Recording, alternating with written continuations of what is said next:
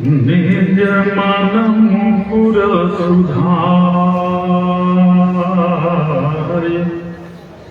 वरणो रघुबर विमल जता जो दायक फल चारि अपने अपने घरन की सब काहू को पीर तुम्हें पीर सब घरन की धन्य धन्य रघुवीर तुलसी जिनके मुखाते धोखे सत राम तिनके पग की नहीं मोरे तन को चाम बंदौ तुलसी के चरण जिनकी है वो जग काज कलि समुद्र बूढ़त लगो प्रगट सत जहाज जिमी बालक जिमी बालक कह तो तरी पाता सुनहि मुदित मन पितुयरु माता छमी हई सजन मोरी दिखाई सुनी हई बाल बचन मन लाई राम अमित रस सागर थाह कि पावई कोई समतन सन जस कछु सुने तुम ही सुनावन सोई अवधेश दुलारे को प्यारो सदा जनम को रखिया बजरंग बली है सो नहीं जग में है कोई जाको हाँक सुने जम छोड़ गली है सुनिया लोगन के मुख से प्रभु दानी बड़ो बजरंग बली है बोलिए प्रेम से सियावर रामचंद्र की। इतनी जोरदार आवाज से काम नहीं चलेगा मित्रों। जिस आवाज में आपने जयकारा की आवाज लगाया है, एक बात याद करिएगा, कभी वो जमाना रहा होगा जब धीमी आवाज से काम चल जाता रहा हो, लेकिन अब वह समय नहीं है मित्रों कि धीमी आवाज से काम चल जाए। याद कर लेना, चाहे धर्म का क्षेत्र हो, चाहे राजनीति का क्षेत्र हो, जो अपनी आवाज को बुलंद नहीं कर सकता उसे जीने का कोई अधिकार नहीं है। समय रहते आवाज बुलंद कर दोगे काम बन जाएगा, नहीं तो बात फिर वही कहनी पड़ेगी कि कहाँ बरसा जब सुखाने, समय चुके पुनिका पछताने, त्रिसित बारी बीनु जो तनु त्यागा, अमुवे करई का सुधा तड़ागा। इसलिए गर्जना के साथ जयकारा की आवाज। एक निवेदन और कर दूं आपके बीच में, प्रथम बार आया हूं, अगर कोई सही काम कर रहा है तो कम से कम अपनी आवाज से ही उसका समर्थन जरूर करना चाहिए, और कोई गलत काम कर रहा है तो उसका समर्थन करना कोई समझदारी की बात नहीं हुआ करती है। एक विद्वान ने बड़ा सुंदर भाव लिया है, आपने सुना भी होगा, केवल याद दिला रहा हूं कि सत्य अभियान को, सत्य अभियान को सर्जना चाहिए, भ्रष्ट अभियान को वर्जना चाहिए, देह की शक्ति को तौलना चाहिए, राष्ट्र की भक्ति को बोलना चाहिए। अगर कोई माँ की अस्मिता को छुए, अगर कोई माँ की अस्मिता को छुए, खून हो तो उसे खौलना चाहिए। ये धर्म है बकरियों का में करे, सिंह को तो सदा गर्जना चाहिए। इसलिए गर्जना के साथ जयकारा की आवाज निकलनी चाहिए। बोलिए सियावर रामचंद्र की। बिना ललकारे तो हनुमानव जी नहीं आगे बढ़े, थोड़ी सी कसर रह गई है। बोलिए वीर बजरंग बली की। हाँ, इधर की आवाज टाइट है, इधर थोड़ा नरम होना भी चाहिए। आप लोगों की आवाज सुनकर बड़ी खुशी हमें हो रही है। हमारा धर्मशास्त्र कहता है कि जिस घर कौन घर बसेगा अब किस घर का विनाश होगा, ये दोनों बात बता दे रहा हूं। जिस घर में पुरुषों की आवाज से तेज आवाज स्त्रियों की निकलती हो, ये समझ लेना उस घर का मालिक भगवान है। लेकिन घर में आग लग जाए तब नहीं, उस समय जितनी तेज, इस समय पूरे राष्ट्र में, पूरे विश्व में आग लगी हुई है। आपकी आवाज का समर्थन चाहिए। यहाँ किसी के ऊपर पाबंदी नहीं है। आप लोग खोल करके जयकारा की आवाज बोले।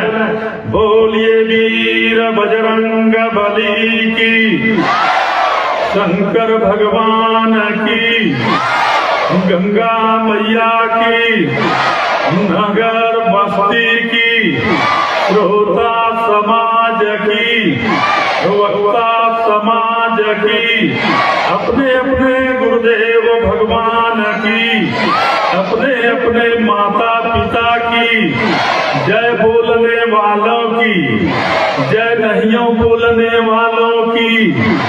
वाह, हर हर महादेव का नारा लगाएंगे। जितनी माताएं बहनें बेटियां बैठी हैं, कोई हाथ मत उठाना, हाथ जोड़ करके माथा झुका करके, लेकिन बोलना आप लोग हाथ उठा करके बोलिएगा, हर हर महादेव। कितना मना करो, दो चार ठो अपने आदत से लाचार होती है, हथवा उठिए जाता है। एक बात याद कर लेना, चाहे घर हो चाहे बाहर, जब तक आपका हाथ नहीं उठा है तब तक गली मत है। जहां हाथ उठा कि खतरा मंडराया। इसलिए आइए समुपस्थित समस्त भगवत स्वरूप श्रोता बंधुओं, दूर दराज से कथा सुनने के निमित्त पधारे हुए शिष्ट एवं विशिष्ट अतिथिगण, इस नवा पारायण महायज्ञ के आचार्य के रूप में प्रतिष्ठित, काशी के रत्न के रूप में जाने जाने वाले पंडित सूर्यलाल शास्त्री जी महाराज के चरणों में नमन कर रहा हूं। मंच संचालन का कार्य हमारे भैया कर रहे हैं, नाम नहीं मालूम है, लेकिन प्रणाम कर रहा हूं आपको, जो कि पहली बार आया हूं मंच पर, इसलिए सबका नाम नहीं मालूम है। हमारे साथ काशी से पधारे हुए श्री प्रशांत पांडे जी एवं जिनको अभी आप श्रवण कर रहे थे, भारतवर्ष के विशिष्टतम मंचों से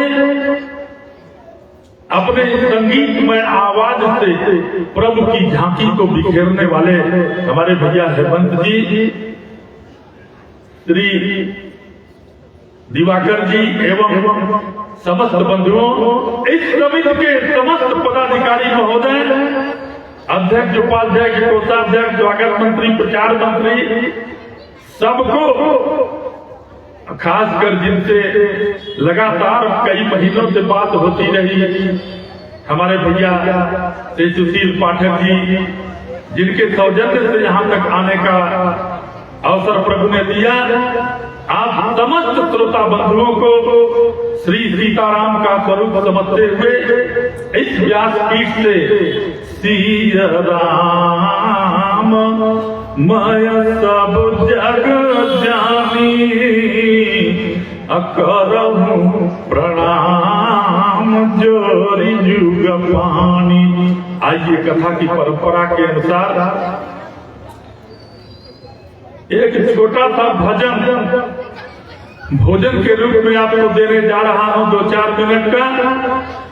आगे आगे मैं बोलूंगा, पीछे पीछे ईमानदारी से सभी लोग दोहराइएगा। जिसके पास प्रभु ने हाथ दिया है, हाथ खोलकर ताली बजाएंगे, ताली बजाते हुए गाएंगे पीछे पीछे सभी लोग। यही आपकी आवाज हमारे लिए कथा का आधार बनेगी। भगवान भोलेनाथ मैया पार्वती को कथा सुना रहे थे। भगवान भोलेनाथ ने कहा, देवी पार्वती, हृदय में बसे हुए काम, क्रोध, लोभ, मोह जितने विकार हैं सबको निकाल करके बाहर फेंक दो। अगर बसाना है तो प्रभु श्री राम की दिव्य मंगलमयी मूर्ति को हृदय में बसा लो, जीवन धन्य हो जाएगा। इसके पहले कि मैं भजन प्रारंभ करूं, जितनी माताएं बहनें बेटियां यहाँ बैठी हैं, जितनी विवाहिता माताएं बहनें बेटियां बैठी हैं, कथा में जब भी बैठो तो अपने माथे पर अपना आंचल जरूर रख करके बैठा करो। ये बतिया मैं यही बोल रहा हूँ। बम्बई, दिल्ली, कलकत्ता और भारत के बाहर भी जाता हूँ तो नहीं बोलता हूँ, क्योंकि वहाँ आंचल रहबे नहीं करता है। जींस के पैंट, टी-शर्ट पहन के बैठी है तो किसके लिए बोला है? ये तो आप लोग जो भारतीय संस्कृति को बचा करके रखी हो, माताओं, बहनों, बेटियां, एक बात याद कर लेना, ये मांग का सिंदूर कोई प्रदर्शन की वस्तु नहीं हुआ करती है। ये मांग का सिंदूर तो अपने सुहाग का प्रतीक होता है, और अपने सुहाग को अपने आंचल की छाया चाहिए, इससे पति की आयु बढ़ती है। इसलिए माथे पर आंचल जरूर रखना चाहिए। आइए कि हमारे मन में बस गई। तैयार है ना आप लोग? आप लोग तैयार हैं? ये तो ट्यूनिंग दिए खाली तैयार होने के लिए। कि हमारे मन में बस गई सिया रघुबीर हो, हमारे मन में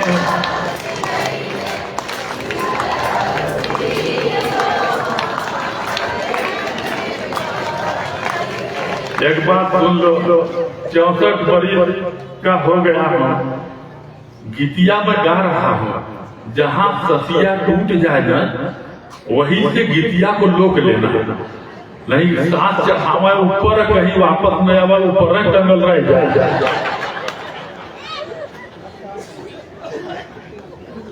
वहीं से लोक लेना कि हमारे मन में बस गई सिया रघुबीर हो, हमारे मन में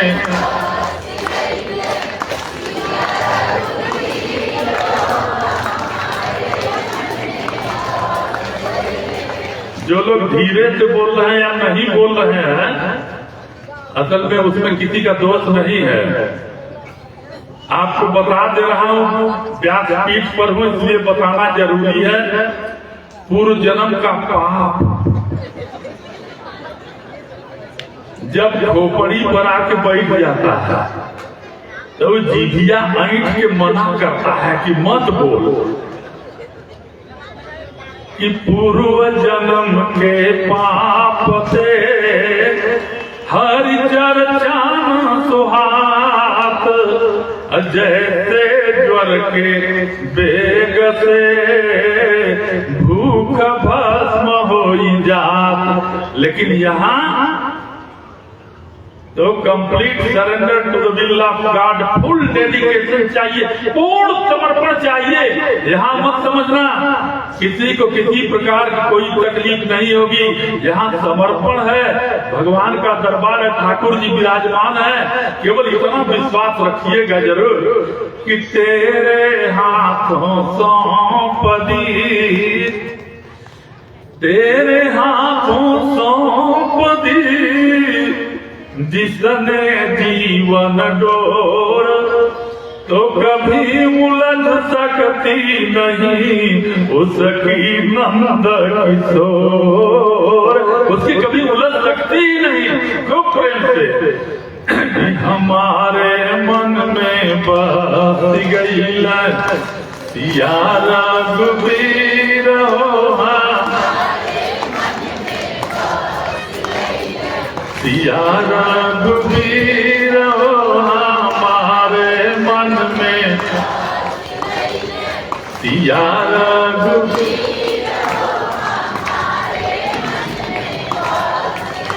भगवान भोलेनाथ ने कहा देवी पार्वती कि पूड़ियों मलाई हमरे मन ही न भावे रामा, पूड़ियों मलाई हमरे। संसार में दो तरह के लोग मिलते हैं मित्रों। एक तो ऐसे होते हैं जो जीने के लिए खाते हैं, और दूसरे ऐसे होते हैं जो खाने के लिए जीते हैं।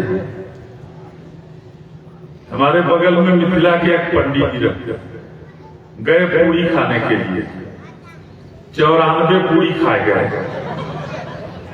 94 पूरी जब खा गए, पूरी जो परोस रहा था उसने हाथ जोड़ करके कहा, भाई साहब बीच बीच में पानियों पी लिया करो। उन्होंने कहा, बेटा तुम ठीक कर रहे हो कि बीच में पानी पी लिया करें, लेकिन समस्या ये है कि जब बीच आवे तब न, अब वही तो स्टार्टिंग है हमारी, हाथी घोड़ा खाएंगे तब बीच आएगा। मित्रों, केवल खाने के लिए नहीं बल्कि जीने के लिए खाना है पोषक तत्व के रूप में। भगवान शंकर कह रहे हैं कि पूड़ियों मलाई हमरे मन ही न भावे रामा, पूड़ियों मलाई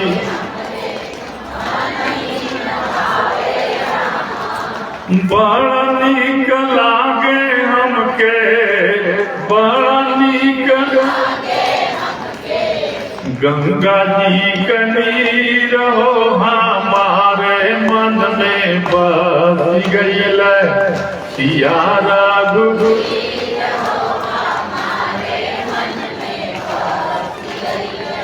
सिया रघुबीर हो हमारे मन में बस गईल।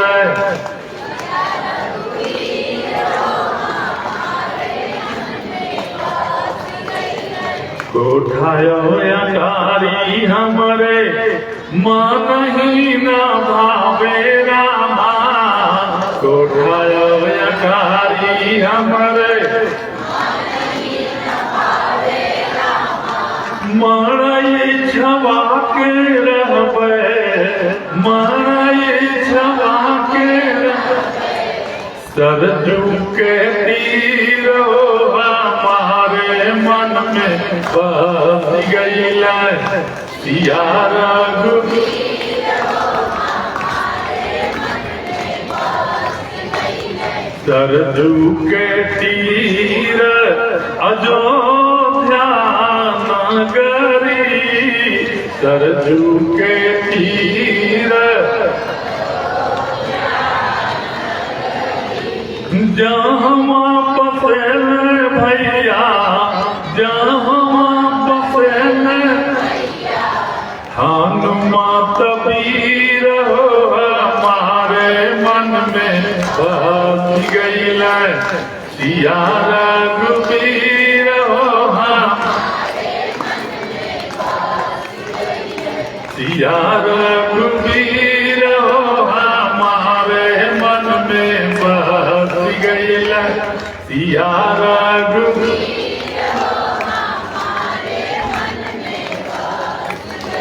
बोलिए वीर बजरंग बली की। मित्रों, सारी कथा आपको मालूम है, केवल याद दिला रहा हूं। इतनी संख्या में माताएं बहनें बेटियां बैठी हैं। किसी के बेटे का जब विवाह होता है इतनी प्रसन्न होती है माताएं बहनें बेटियां। संसार के सामान्य मां के बेटे का जब विवाह होता है तो प्रसन्नता की कोई सीमा नहीं रह जाती है। और जहां स्वयं उद्भव स्थिति संहार कारिणी क्लेश हारिणी सर्वश्रेयस्करी सीता तो हम राम वल्लभाम। जहां भगवती सीता और सौंदर्य सुधा सिंधु प्रभु श्री राम का विवाह जब संपन्न हुआ तो अयोध्या में कितनी खुशी मनाई गई होगी। इसी विवाह के लिए कितनी मनौती मानती हैं। राम और सीता की चर्चा जो हो रही है, राम और सीता एक दूसरे से अलग नहीं है मित्रों। गोस्वामी जी ने बड़ी प्यारी सी अर्थाली लिखा, सिय रघुबीर विवाह राम सिय सिर से नूर देही। कल के नवाह पारायण में भगवान के विवाह की लीला संपन्न हुई थी, लेकिन समय जब करवट लेता है अयोध्या कांड को प्रारंभ करते हैं गोस्वामी जी कि जब ते राम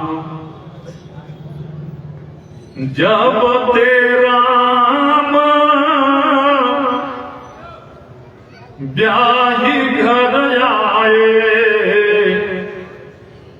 अनिता नव मंगल मोद बधाए। आगे की चौपाई पढ़ लेंगे। राम और सीता ये है क्या? मानस में गोस्वामी जी ने लिखा कि गिरायर्थ जल बीच सम कहियत भिन्न भिन्न अबंदमु सीता राम पदा जिनहि परम प्रिय खेल। इसको भोजपुरी खंड काव्य लोक के रचयिता बलिया के रहने वाले पंडित तारकेश्वर मिश्र राही ने बड़ा सुंदर भाव की व्यंजना किया है।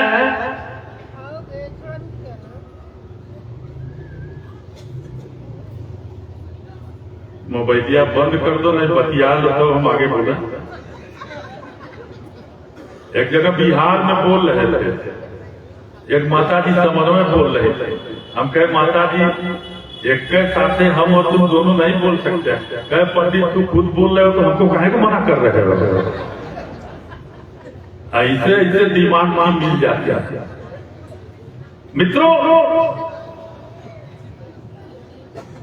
राम और सीता में, भक्ति और भगवान में, प्रकृति और पुरुष में, पति और पत्नी में कैसा संबंध होना चाहिए, यह राम और सीता की कथा देखिए। अभी सुन रहे थे केवट कि राम के गाथा बा फूल समान, राम के गाथा बा फूल समान, सुगंध सिया बनी के महकेली, राम चरित्र वृक्ष समान, तो सिया चिरई बन के चहकेली, राम करूप रामायण बाल। ये रामचरितमानस प्रभु श्री राम का ग्रंथावतार है। ये केवल पुस्तक ही नहीं है बल्कि मस्तक है मित्रों। पुस्तक नहीं है, ये मस्तक है। जीवन जीने की शैली है रामचरितमानस। जीवन जीने की कला का नाम है रामचरितमानस। प्रत्येक चौपाइयों में प्रभु श्री राम का वास है। तो राम के गाथा बा फूल समान, सुगंध सिया बनी के महकेली, राम चरित्र वृक्ष समान, तो सिया चिरई बनी के चहकेली, राम करूप रामायण बा। ओ में छंद बा राम का जैसे हथेली, अब हथवा की अंगूरी में, मुनरिया सीता जड़ी चमकेली। इतना अन्योन्याश्रित संबंध विवाह लीला संपन्न हुई। आए अयोध्या में चारों तरफ खुशियां मनाई जा रही है। देखो एक बात बतावा, समय कब करवट लेगा कोई नहीं बता सकता मित्रों। एक बात इस काशी के ब्राह्मण की याद रखना, जब आपके घर में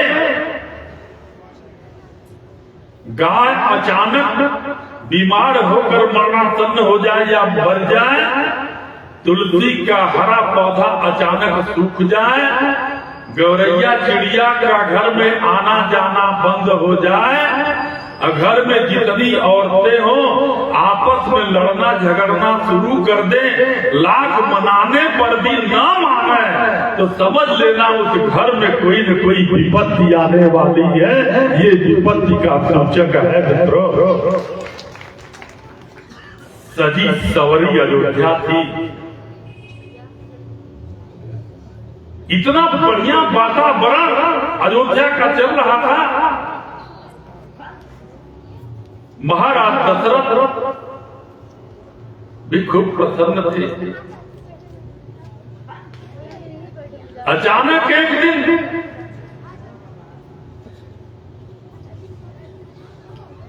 महाराज दशरथ ने हाथ में लिया दर्पण,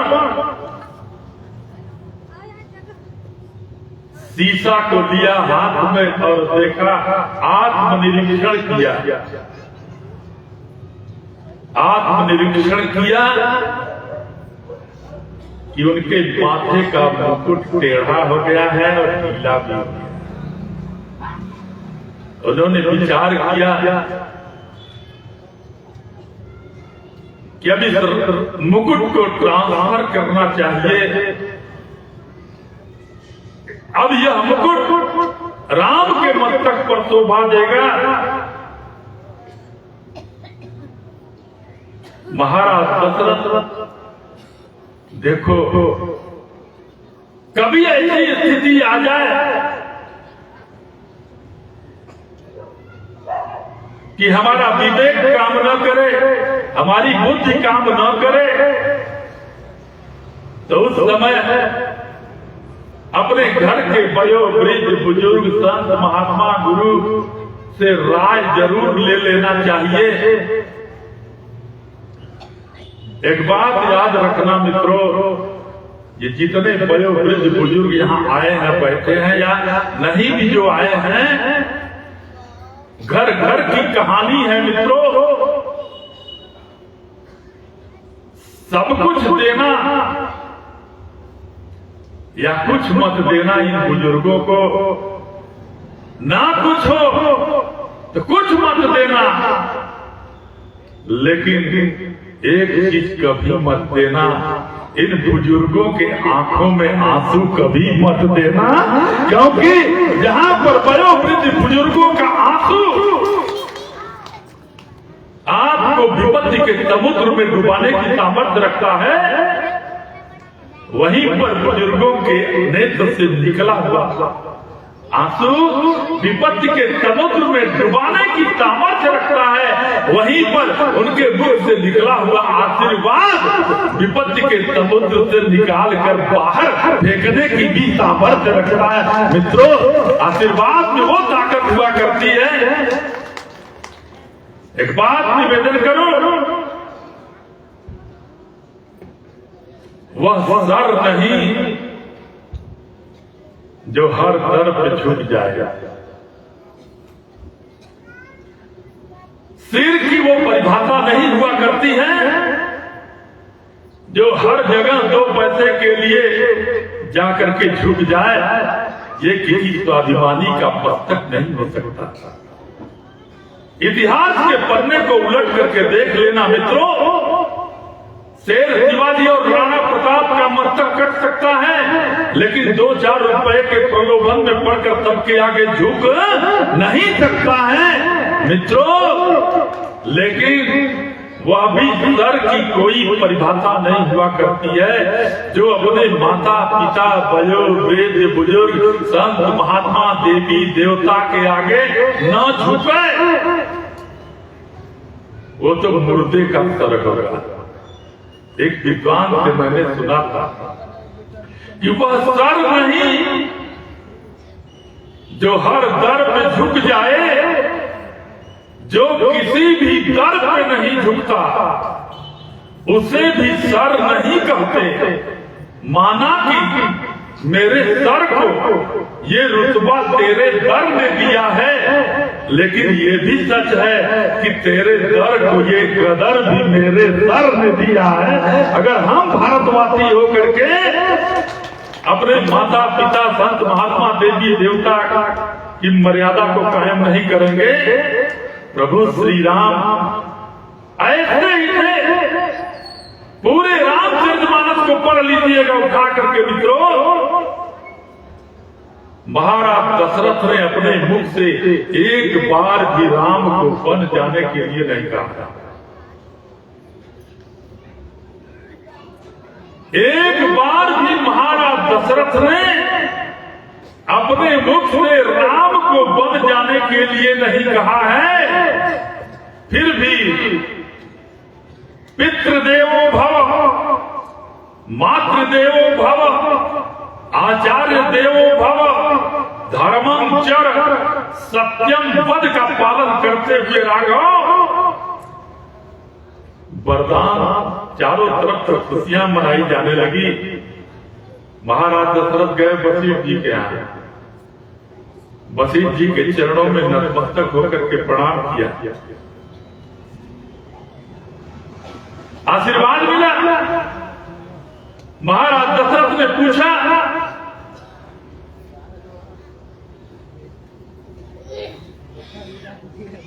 महाराज दशरथ ने जब पूछा गुरुदेव वशिष्ठ से कि गुरुदेव शुभ मुहूर्त शुभ दिन यह बताइए, राम को राजा बनाने का संयोग। उस समय गुरुदेव वशिष्ठ ने बड़ी सुंदर बात कहा, हे राजन, तुम्हारा नाम और यश चारों तरफ बिखरे, लेकिन जहां तक शुभ मुहूर्त और शुभ दिन की बात जानना चाहते हो कि सुदिन सुमंगल तबहि जब, सुदिन सुमंगल तबहि जब राम होई युवराज। जिस समय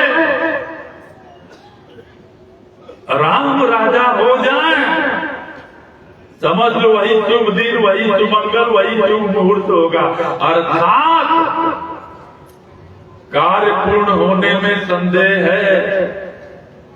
चारों तरफ तो खुशियां मनाई जा रही थी, लौट के आए, अनाउंसमेंट हुआ, राम को राजा बनाया जाएगा। इस समाचार ने सबको आह्लादित कर दिया। अरे कौन ऐसा भागा होगा जो राम को राजा के रूप में न देखना चाहता हो। मित्रों, एक बात याद रखना, दुनिया में राम का विरोधी अगर आप खोजोगे तो राम के विरोधी हजारों मिल जाएंगे, लेकिन राम राज्य का विरोध करने वाला कोई संसार में आपको नहीं मिलेगा। अच्छा, यहाँ इतने लोग आप लोग बैठे हो, मैं भी बड़ा गदगद हो रहा हूँ। इस पूर्वांचल का सबसे बड़ा मंच और सबसे जबरदस्त शांति व्यवस्था है। धन्य है हमारी मातृशक्ति, आप लोगों को मैं प्रणाम कर रहा हूँ। दुनिया का 8वां अचरज इस पंडाल में मौजूद है। 7 अचरज तो पूरी दुनिया जानती है। 7 वंडर्स ऑफ द वर्ल्ड ये तो छोटी मोटी जनरल नॉलेज की किताबों में मिल जाती है, लेकिन दुनिया का 8वां आश्चर्य ये है कि जहां पर 2 माताएं बहनें बैठी हो, चुप हो, बात न करें आपस में, यहाँ बिल्कुल शांत चित्त होकर केवल कथा में मन लग रहा है। देखो, महत्व इस बात का नहीं है मित्रों कि कथा में कितने लोग आके बैठे हो। महत्व इस बात का नहीं है कि कथा में कितने लोग बैठे हैं। महत्व इस बात का है कि कितनों के अंदर कथा जाके बैठ रही है। महत्व तो इस बात का है, आप लोगों के अंदर कथा बिल्कुल बैठ रही है। या तो महारानी कैकेयी चारों तरफ खुशियां मनाई जा रही है, लेकिन कैकेयी ने अपने मन से थोड़ी वरदान मांगा। मंथरा उसकी गुरु थी। एक आदमी ने हमारे पिताजी से पूछा, 93 वर्ष के होकर के 2013 में शरीर छोड़े डॉक्टर रामबली मिश्र व्यास मानस हंस। उनसे किसी ने पूछा, महाराज जी मंथरा माने क्या होता है? वो थोड़ा विनोदी थे। उन्होंने कहा, जिसकी करनी सुन के मन थर्रा जाए उसी का नाम मंथरा है। घर में आग लगाया, इतना जबरदस्त काम किया, कैकेयी को समझा के, बुझा के, ठोक कटा के तैयार करता, और उसी की प्लानिंग के हिसाब से एक तरफ खुशहाली बनाई जा रही है और दूसरी तरफ गोप भवन में। इस समय तो नहीं मिलता, देहातों में मिलता है वो घर। हम भी भारत के रहने वाले हैं, कोई विदेश के तो है नहीं। शहर में तो वो नहीं मिलता है, देहात में अभी भी वो घर मिलता है जिसमें अनाज रखते हैं, कोठीला कहते हैं उसको, कोठीला वाला घर। जब औरतें क्रोध में रहती हैं, गुस्साती हैं, आदमी बाहर रहता है तो वही कोठीला वाले घरे में जाके छिप के बैठ जाते हैं। खोजते खोजते आदमी जब वहां पहुंचता है, एक बात समझ लो कि जब औरत भयंकर क्रोध में हो, असंतुष्ट हो, नाराज हो, तब उस समय उससे मत पूछो कि तुम क्या चाहती हो।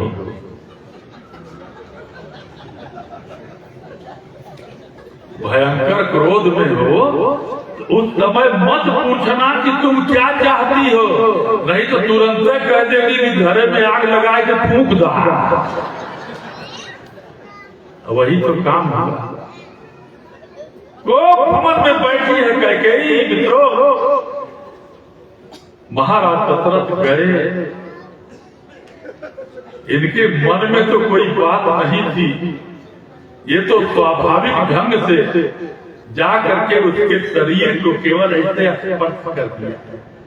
इतने में इतना तगड़ा झटका लगा, जैसे 440 वोल्ट का झगड़ा था, 12 झटका उलझ गया है।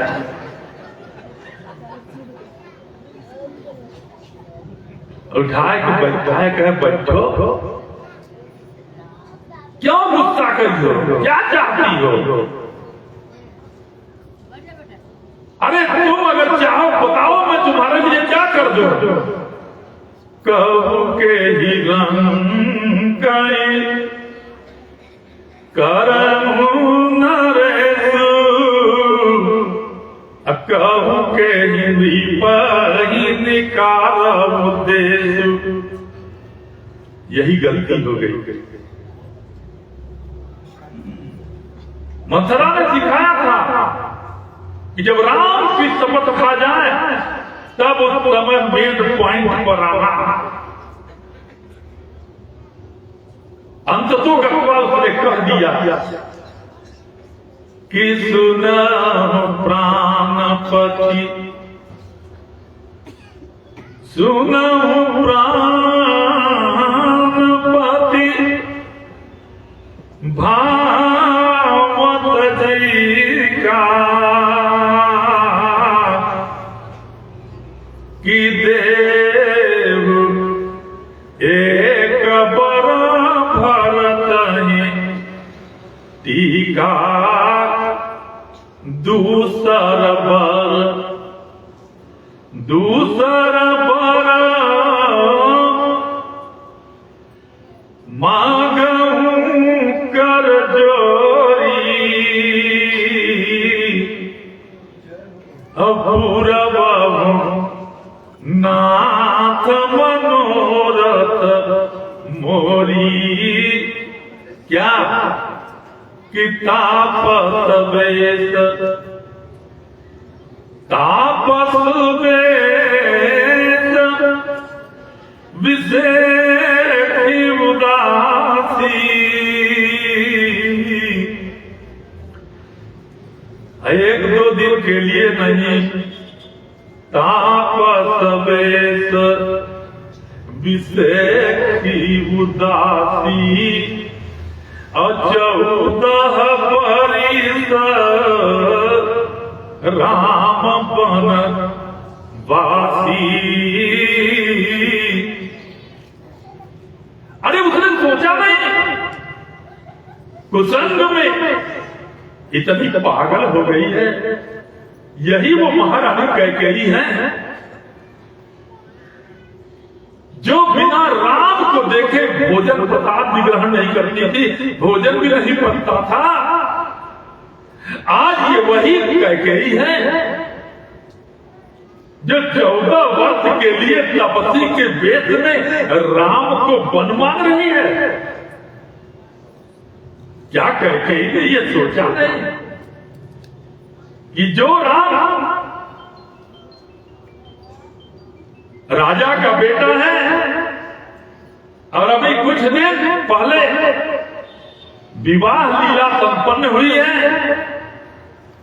चारों तरफ राज्याभिषेक की तैयारी और खुशियां चल रही है। ये सोचा नहीं कि जब ये राम राजसी वस्त्रों का परित्याग करके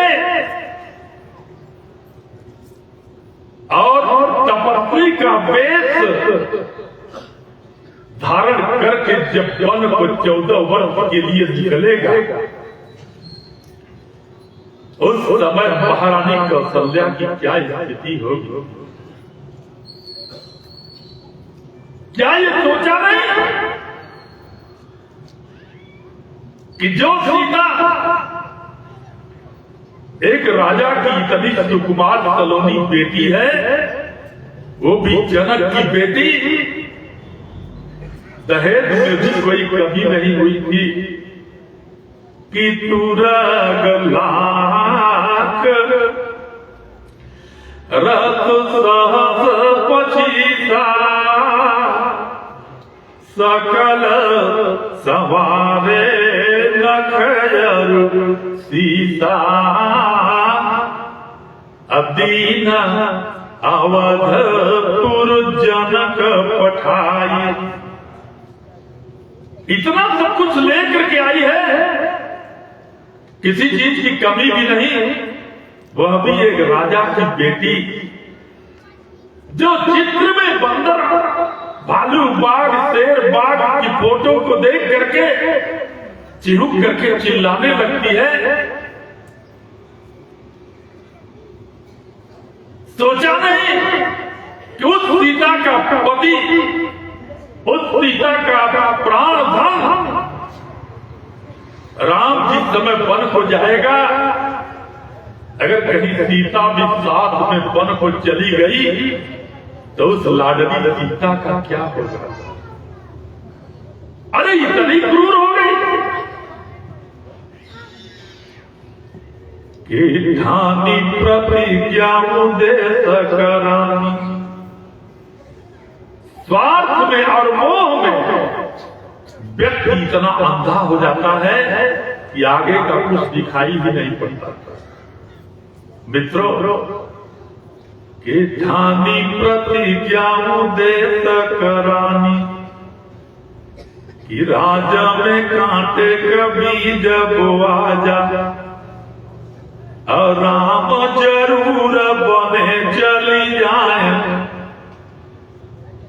मोरी लाल के माथे पर ताज बना जा। लाख वशिष्ठ सिखौले की रानी, राम वियोग में जी है न राजा। रानी कहे प्रणटार बना, भले ही बिहने मोरी मांगी धोआ जा। इतनी क्रूर प्रतिज्ञा किया कैकेयी ने। महाराज दशरथ की क्या स्थिति हुई? महाराज दशरथ ने कहा कि हे महारानी कैकेयी,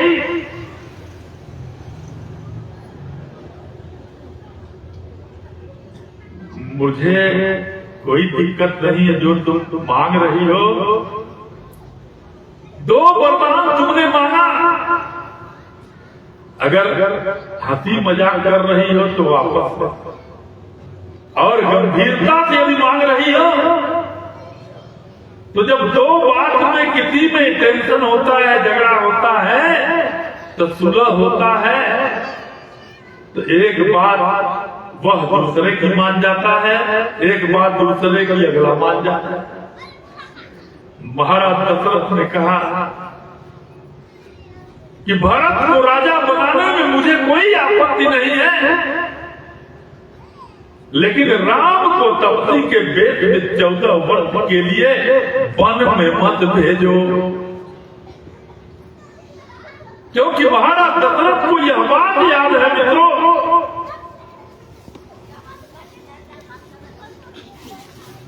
एक निवेदन करूं, सर्व चंद्रमा की कितनी शोभा होती है, ये किससे पूछ सकते हो आप?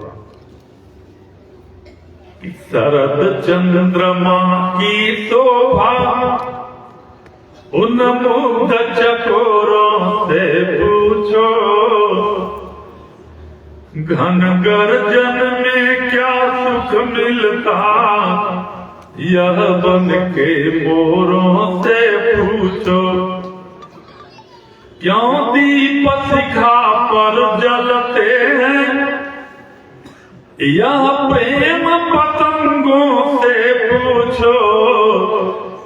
जल बिना तड़प कर मरती क्यों यह प्रेम मछलियों से पूछो। इतना ही नहीं कि मकरंद पुष्प में कितना है यह बन के भौरों से पूछो। सत्संगति में क्या सुख मिलता यह संत फकीरों से पूछो। मित्रों, हम तो हर जगह कहा करते हैं जीवन में अगर कभी नशा करने का मन करे तो ऐसी नशा कभी मत करना जो अभी चढ़ जाए और 2 घंटा बाद उतर जाए। मित्रों, ऐसी नशा कभी मत करना जो अभी चढ़ जाए और 2 घंटे बाद उतर जाए। बल्कि अगर नशा करनी हो तो राम कथा की नशा कर लेना। एक बार जीवन में जब चढ़ जाती है तो फिर कभी उतरने का नाम नहीं लेती है। महाराज दशरथ एकांत कक्ष है, को भवन में कैकेयी है, यही तो गलती कर दिया। कहे ना कि औरत जब मुंह फुलाई हो, अत्यंत क्रोध में हो, तो उस समय उसको वरदान देने की बात मत करो। पूछो भाई मत करो, तो क्या चाहते हो? 2-3 घंटा वेट कर लो, जब भूख लगेगी तो अपना ही नॉर्मल हो जाएगा। थोड़ा इंतजार करो। लेकिन महाराज दशरथ यही गलती हुई कि गई पद विनय एकांत कक्ष। हर घर की कहानी है मित्रों। जब घर की औरतें आपस में लड़ना झगड़ना प्रारंभ करती हैं, बहुत समझाने पर भी नहीं मानती हैं, उस घर के मालिक से, वयोवृद्ध बुजुर्ग से पूछो इस कथा को। जो घर का सबसे बूढ़ा आदमी होता है, हाथ जोड़ करके खड़ा हो जाता है, कहता है कि मैं मालिक हूँ, घर का सबसे बड़ा हूँ, मैं हाथ जोड़ रहा हूँ कि परिवार का सत्यानाश मत करो, बचा दो परिवार को, ऐसी जिद मत करो। महाराज दशरथ गिड़गिड़ा जाते हैं मित्रों। कैकेयी के पैर को पकड़ करके को भवन में गिड़गिड़ा गए महाराज दशरथ कि गही पद विनय, गही पद मानस की राजधानी कर रहे हैं। कैकेयी के पैर को पकड़ गही पद विनय अकीन पैठारी कि जाति दिन कर कुल होती कुठारी। अरे कैकेयी इस दिनकर रूपी कुल के लिए, ये दिनकर मानव एक वृक्ष है, तो इसके लिए कुठारी मत बनो। लाख समझाए नहीं मानी। कैकेयी नहीं मानती, अपने जिद पर अड़िग रहती है। महाराज दशरथ के मुख से कुछ निकला नहीं। मूर्छित अवस्था को प्राप्त हुए, मूर्छित हो गए। बिल्कुल भोर का समय, जब भोर हुआ, मंत्री महोदय ने देखा कि पछिले पहाड़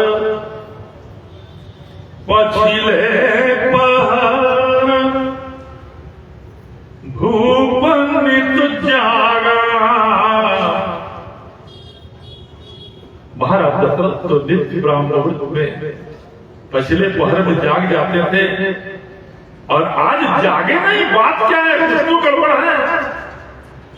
आकर के देखा तो खूब भवन में धराशायी हुए हैं, उल्टे हुए हैं, मूर्छित अवस्था में पड़े हुए हैं। दौड़ करके गए मर्यादा पुरुषोत्तम प्रभु श्री राम को,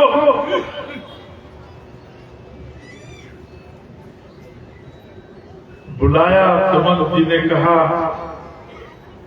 हे सरकार, महाराज दशरथ ने याद किया, महाराज ने याद किया है। आगे आगे सुमंत, पीछे पीछे प्रभु श्री राम, उनके घुघराले बाल उनके कपोलों तक लटक रहे हैं। आगे आगे मंत्री गए, पीछे पीछे प्रभु श्री राम। जब देखा महाराज दशरथ को मूर्छित अवस्था में, मर्यादा पुरुषोत्तम प्रभु श्री राम ने हाथ जोड़ करके महारानी कैकेयी से पूछा, मां, पिताजी की यह हालत कैसे हो गई? पिताजी मूर्छित कैसे हो गए? बेहोशी अवस्था में कैसे पड़े हुए हैं? उस समय महारानी कैकेयी ने कहा कि राम, बहुत दिन से मेरा तो वरदान बकाया था, मैंने उसको मांग लिया, उसी के कारण तुम्हारे पिताजी मूर्छित हो गए हैं। उस समय प्रभु श्री राम ने कहा महारानी कैकेयी से कि मां, अरे राम राम धीर गुण मुद धियगाधु अभामोहिते कछु बड़ अपराध। राम उस समय के पुत्र हैं जो पितृ देवो भव का पालन करने वाले हैं। मित्रों, एक बात याद रखिएगा, अगर आपके पास इतनी संपत्ति हो, इतना रुपया पैसा हो जाए, और आपके पास मान लो 4 पुत्र हो, 4 बेटे हो, और चारों पुत्रों को अलग अलग कार खरीद कर देने में आप सक्षम हो, मैं कोई कार का विरोधी नहीं हूं, लेकिन एक बात याद रखिएगा, अगर आपके पास इतना पैसा हो, इतना संपत्ति हो कि अपने चारों पुत्रों को अलग अलग कार खरीद कर देने में आप सक्षम हो, तो एक बात नोट कर लेना, अपने पुत्रों को कार बाद में खरीद के देना, पहले उनको संस्कार प्रदान कर देना, तो कार तो अपने जीवन में कितना ही वो खरीद लेंगे। राम का संस्कार हमारे सनातन धर्म में 16 संस्कारों की परिकल्पना की गई है। ये संस्कारी राम हैं।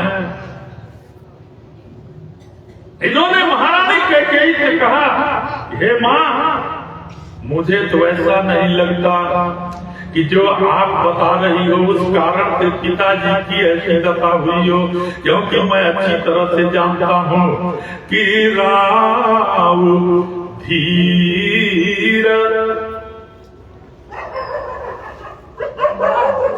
धन्य है रामगंज के कुत्ते, यो जयकारा लगा रहे हैं, डिस्टर्ब नहीं कर रहे हैं। इतना इसको भी मालूम है राम कथा हो रही है। मित्रों, ये कथा की आवाज जहां जहां बिखर रही जा रही है, उधर के मच्छर कीट पतंग सबका जिसके कान में पड़ रही, जहां तक आवाज जा रही है, सबका समझ लो कल्याण होने वाला है, मोक्ष मिलने वाला है, सब प्रभु के धाम जाने वाले हैं। सब पर प्रभु की कृपा बड़ी दुर्लभ चीज है। राम जी ने कहा कि हे मां धीर गुणमुदधि अगाधु,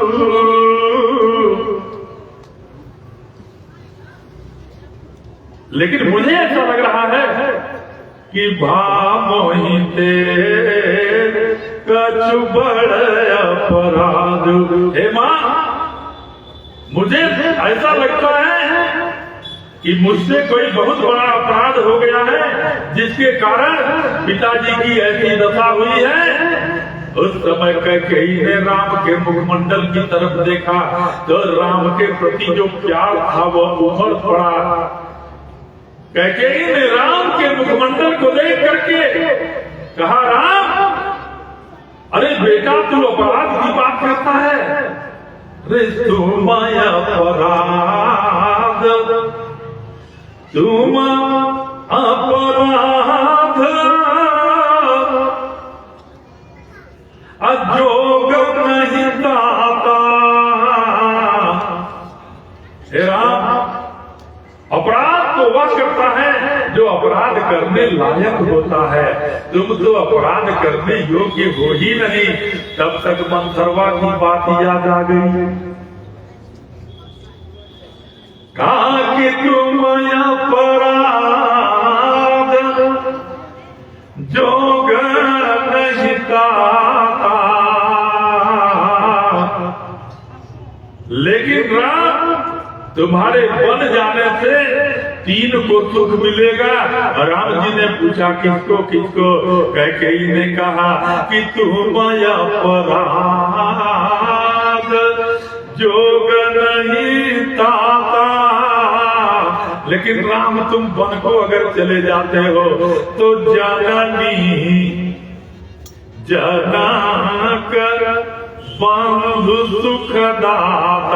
हे राम, तुम अगर वन को चले जाते हो तो तुम्हारी माता कैकेयी को सुख मिलेगा, बहुत दिन का बकाया वरदान जो था वो पूरा हो जाएगा, तुम्हारे पिताजी को सुख मिलेगा, उनके वचन में कलंक नहीं लगेगा, और तुम्हारे भैया भरत को सुख मिलेगा कि तुम वन चले जाओगे तो तुम्हारा भैया भरत राजा बन जाएगा। जहाँ ही कैकेयी ने कहा कि तुम अपराध और जोग नहीं दाता, जननी जनक बंधु सुखदाता।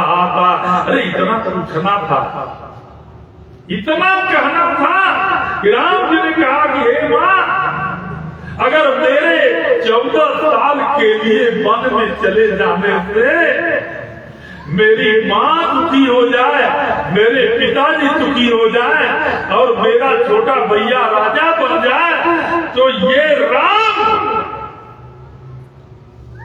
अपने पिता महाराज दशरथ के चरणों की सौगंध खाकर कहता है कि तुम 14 साल के लिए वन में मुझे भेज रही हो, अगर तीनों को सुख मिले तो ये राम पूरे जीवन भर के लिए वन में जाने को तैयार है।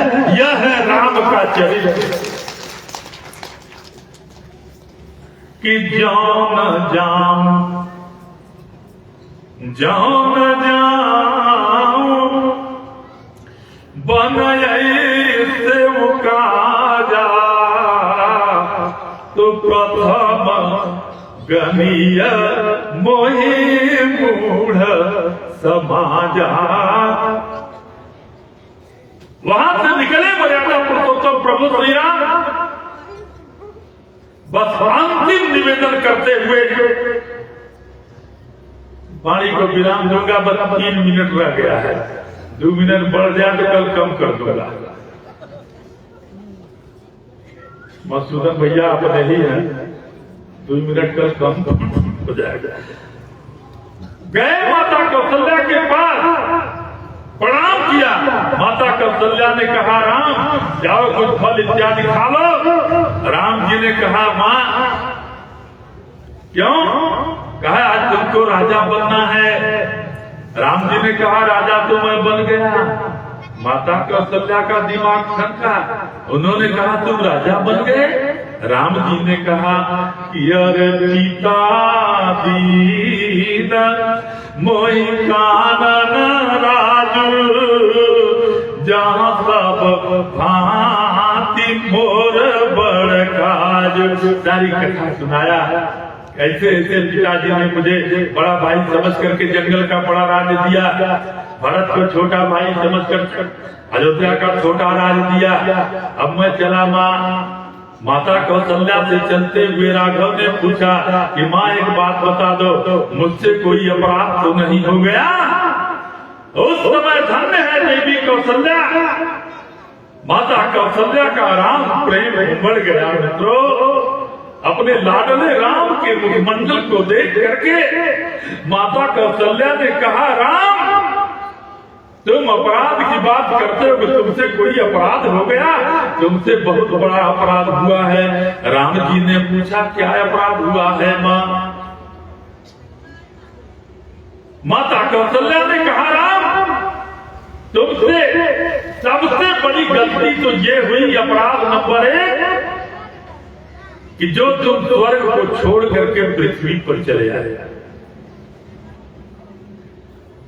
कि स्वर्ग नहीं त्यागना था,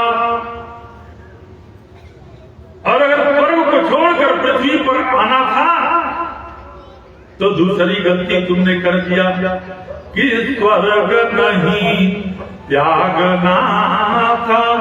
त्यागी यदि आए दूर तो क्रूर रघुवंश से वंश में नयाना था।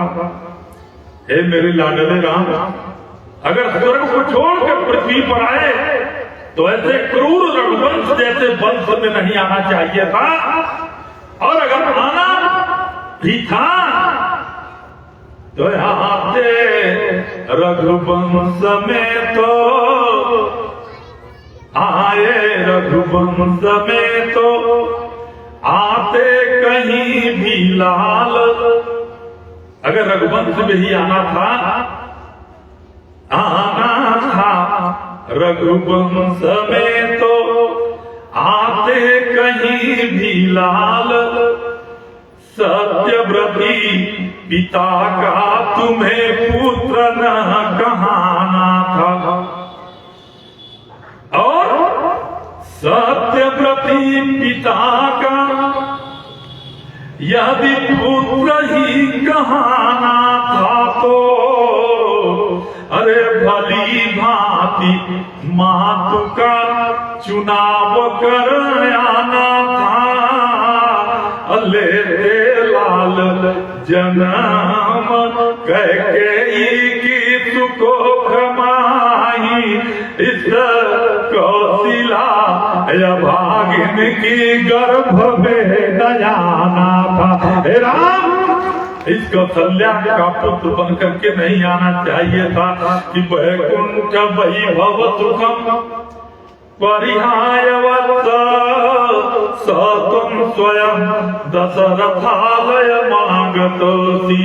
अत्रापि कय नरेंद्र सुतां विहाय मां पापिनी कथम हो जननी मकारती। मित्रों, 14 वर्ष के लिए राम जी वन को गए हैं। 1 घंटा 1.5 घंटा में कैसे पूरा वर्णन होगा? इसलिए आगे की चर्चा कल आपके बीच में करूंगा। 3 दिन के लिए आपके बीच में आया हूँ, 1 दिन खत्म, 2 दिन और रह गया, तो 2 दिन और आपको सुनाऊंगा।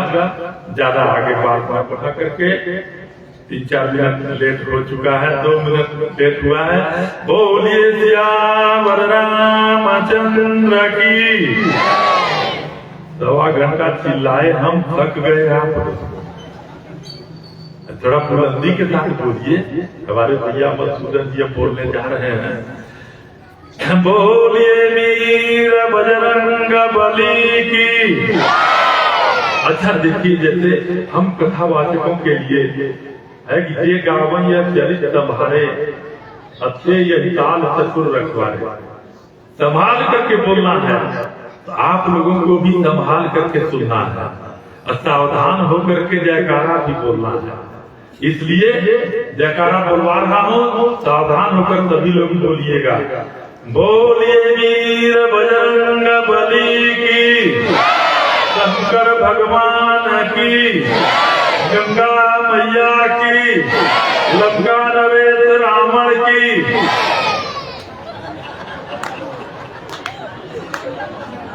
यह सावधान होकर सुन। रामों की जय, रावणों की जय, दोनों तरफ मत चलो। अब निर्णायक समय आ गया, इसलिए एक ही तरफ रहो, बड़ा कष्ट होगा। हर हर महादेव, सर्वे भवन्तु सुखिनः, सर्वे सन्तु निरामया, सर्वे भद्राणि पश्यन्तु मा कश्चित् दुःखभाग् भवेत्। ओम शांति शांति शांति।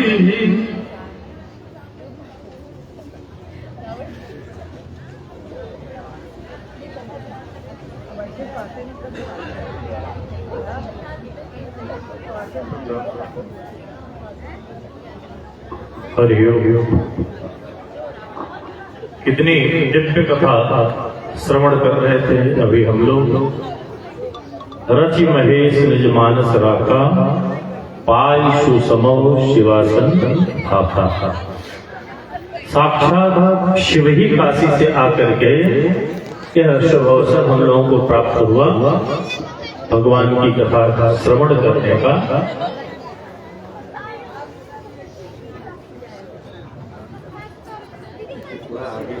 और अंतर्राष्ट्रीय कह लीजिए तुलसी अवार्ड से सम्मानित परम आदरणीय पंडित शिवाकांत मिश्र जी के लिए एक बार जोरदार तालियों से स्वागत करते हैं।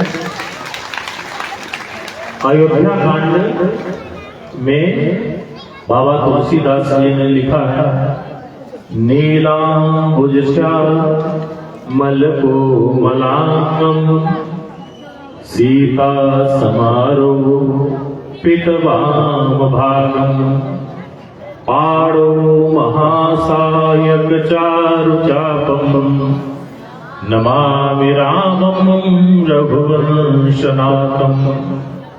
बाबा ने तो एक ही श्लोक में पूरा रामायण लिख दिया। क्या लिखा?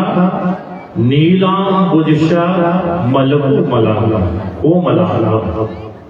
कोमल अंग किसका होता है? कहा बालक का होता है। तो इससे उन्होंने बालकांड लिख दिया। सीता समारोपित वाम भागम, और सीता जी वाम भाग में आ गई, वह अयोध्या कांड हो गया। पाड़ो महासायक चारु चापम, और जब धनुष बाण उठा लिया तब फिर अरण्य कांड से लंका कांड तक हो गया। महाराजा श्री और नमामि रामम रघुवंशनाथम, ऐसे रघुवंशनाथ को प्रणाम है जहां आकर के उत्तर कांड हो गया, राजगद्दी हो गई भगवान की। एक ही श्लोक में पूरा रामायण लिख दिया। और उसी रामायण की अर्थालियों को हम लोग समझने के लिए ऐसे ऐसे विद्वानों का आश्रय लेते हैं।